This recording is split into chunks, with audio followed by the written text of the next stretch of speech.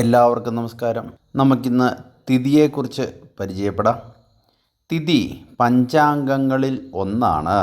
അതുപോലെ തന്നെ തിഥികൾ ഏതെല്ലാമെന്ന് പറയാം. ശുക്ലപക്ഷ പ്രഥമ തുടങ്ങി പൗർണമി, അതായത് വെളുത്തുവാവ് വരെയും അവിടെ നിന്നും കൃഷ്ണപക്ഷ പ്രഥമ തുടങ്ങി അമാവാസി, അതായത് കറുത്ത വാവ് വരെയും ആകെ 30 തിഥികളാണുള്ളത്. ഒരു തിഥി എന്നത് 12 ഡിഗ്രിയാണ്.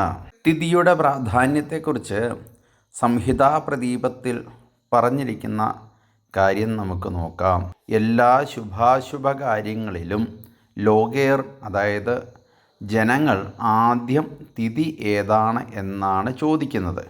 അല്ലാതെ നിത്യയോഗം, കരണം, ഗ്രഹസ്ഥിതി തുടങ്ങിയവ ഏതാണ് എന്നല്ല. അതൊക്കെ ചോദിക്കും, പക്ഷേ ഫസ്റ്റ് ഓപ്ഷൻ തിഥിക്ക് തന്നെയാണ്. അതുകൊണ്ട് തന്നെയാണ് തിഥിയാണ് ഏറ്റവും പ്രധാനപ്പെട്ടത് എന്ന് പറയുന്നത്. നമുക്കിനി തിഥിയുടെ സാമാന്യ ഫലം ചിന്തിക്കാം. തിഥിശ്ച ശ്രിയമാപ്നോതി എന്നും ഭൂരിശ്രീ വിഭവസ്ഥിതി എന്നൊക്കെ പറയപ്പെട്ടിരിക്കുന്നതിനാൽ തിഥി ഐശ്വര്യത്തെയും അഭിവൃദ്ധിയെയും സൂചിപ്പിക്കുന്നു എന്ന് സാരം. ചന്ദ്രൻ്റെ വൃദ്ധി ക്ഷയങ്ങൾക്ക് അനുസരിച്ച് ഐശ്വര്യത്തിൻ്റെയും അഭിവൃദ്ധിയുടെയും അഥവാ ഐശ്വര്യക്ഷയത്തിൻ്റെയും നാശത്തിൻ്റെയും അളവ് പറഞ്ഞുകൊള്ളുക. കർമ്മണോ യസ്യ യസ്യ യഹ കാലഃ തൽക്കാലബോധിനി തിഥി. ഓരോ വിധമായ ഏതേതെല്ലാം കർമ്മങ്ങളുണ്ടോ അവയിൽ ഏതേതിനെല്ലാം അനുയോജ്യമായ കാലമാണ് എന്ന് ബോധിപ്പിക്കുന്നതാണ് തിഥി എന്നും പറയുന്നു. ഗ്രഹസ്ഥിതിയിൽ ചന്ദ്രൻ്റെ സ്ഥിതി നോക്കി ഇത്തരം ഫലങ്ങൾ വിപുലീകരിക്കുകയും ചെയ്യാം. പക്ഷവും ഫലവും. പൂർവാപരം മാസദളം ഹി പക്ഷവും.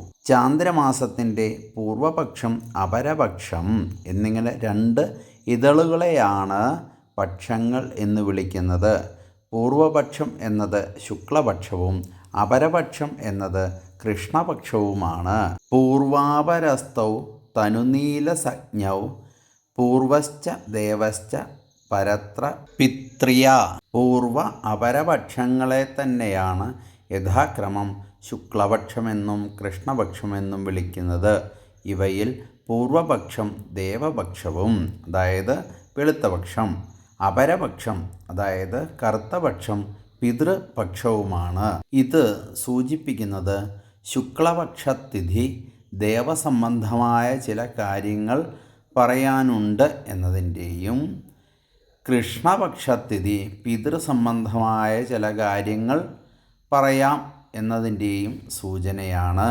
നമുക്കിവിടെ സന്താന പ്രശ്ന വിഷയത്തിൽ പറയപ്പെട്ടിരിക്കുന്ന ഒരു പക്ഷഫലം നോക്കാം. പൂർവപക്ഷത്തിതോ വിഷ്ണുപൂജയാ സന്തതിർഭവേത് കൃഷ്ണേ ത്വീശാർച്ചനാൽ പ്രാഹുർ അഥവാ പിതൃപൂജയാ.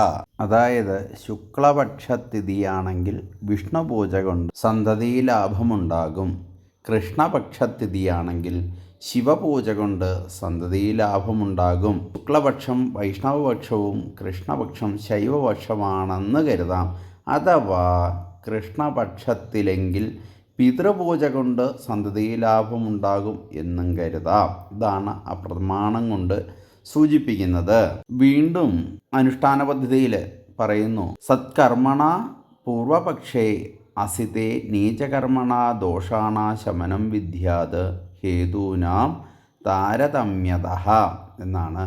ശുക്ലപക്ഷമാണെങ്കിൽ സത്കർമ്മങ്ങൾ കൊണ്ടും, അതായത് വൈദിക കർമ്മങ്ങൾ കൊണ്ടും, കൃഷ്ണപക്ഷമാണെങ്കിൽ നീചകർമ്മങ്ങൾ കൊണ്ടും, അതായത് താന്ത്രികവും ദ്രാവിഡവുമായ കർമ്മങ്ങൾ കൊണ്ടും മാത്രമേ ദോഷപരിഹാരം സിദ്ധിക്കൂ. ചന്ദ്രനെ കൊണ്ടാണല്ലോ തിഥി ചിന്തിക്കുന്നത്. അപ്പോൾ ചന്ദ്രൻ്റെ ബലത്തെക്കുറിച്ച് നമുക്കൊന്ന് നോക്കാം. ഇന്ദുഹു കൃഷ്ണ ചതുർദശ്യാം ക്ഷീണോ ഭവതി ന അന്യത എന്നാണ്. അതായത് കൃഷ്ണപക്ഷ ചതുർദശിയിലെ ചന്ദ്രനെയാണ് ശരിക്കും ക്ഷീണചന്ദ്രൻ എന്ന് വിളിക്കുന്നത്, അല്ലാതെ മറ്റു തിഥികളിലെ ചന്ദ്രനെ അല്ല എന്ന് സ്കന്ദഹോരയിലും അമാവാസ്യോ ചതുർദശ്യോ ക്ഷീണ ചന്ദ്രോ ന സർവത എന്ന് അമാവാസിയിലെയും കൃഷ്ണ ചതുർദശിയിലെയും ചന്ദ്രനാണ് ക്ഷീണൻ.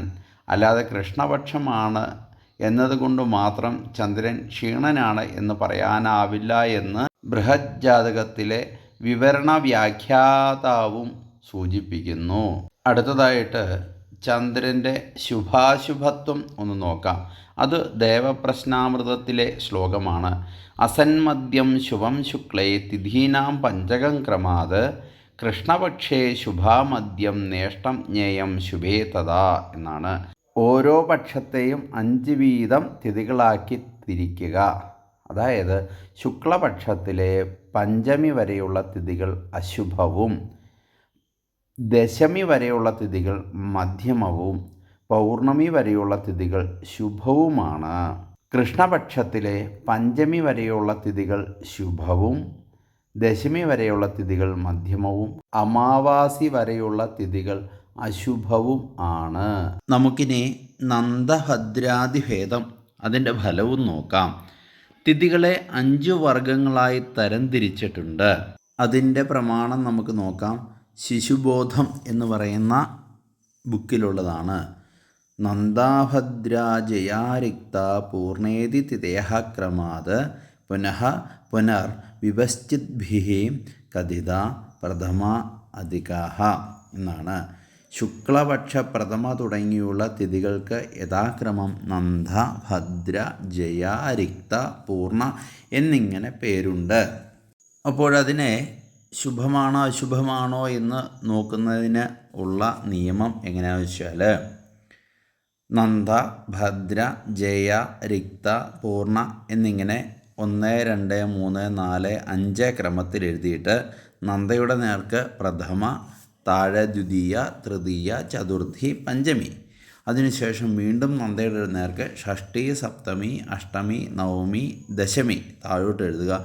അതിനുശേഷം വീണ്ടും നന്ദയുടെ നേർക്ക് ഏകാദശി, ദ്വാദശി, ത്രയോദശി, ചതുർദശി, വാവ് ഇങ്ങനെ എഴുതണം. അങ്ങനെ നോക്കുമ്പോൾ നന്ദ തിഥി എന്നത് പ്രഥമ, ഷഷ്ടി, ഏകാദശിയും, ഭദ്ര ദ്വിതീയ, സപ്തമി, ദ്വാദശിയും, ജയ തൃതീയ, അഷ്ടമി, ത്രയോദശിയും, രിക്ത എന്ന് പറയുന്നത് ചതുർത്ഥി, നവമി, ചതുർദശിയും, പൂർണ്ണ എന്നത് പഞ്ചമി, ദശമി, വാവും ആണ്. നന്ദ എന്നതിന് ശുഭകരമെന്നും ഭദ്ര എന്നതിന് തീപ്പന്തം എന്നും ജയ എന്നതിന് വിജയമെന്നും രിക്ത എന്നതിന് ഒഴിഞ്ഞത് എന്നും അല്ലെങ്കിൽ ശൂന്യം എന്നും പൂർണ്ണ എന്നതിന് ശുഭപ്രദം അല്ലെങ്കിൽ പൂർണ്ണം എന്നും അർത്ഥം. ഭദ്രാതിഥി ദേവാലയത്തിലുണ്ടായ അഗ്നിഭയത്തെയും ഭദ്രകാളി ബന്ധത്തെയും സൂചിപ്പിക്കുന്നതായി വ്യാഖ്യാനിക്കുന്നു.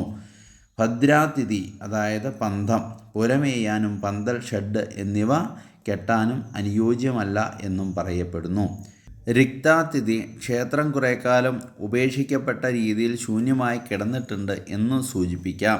ആ തിഥിയിൽ പ്രശ്നം വെച്ചാലാണ് കേട്ടോ.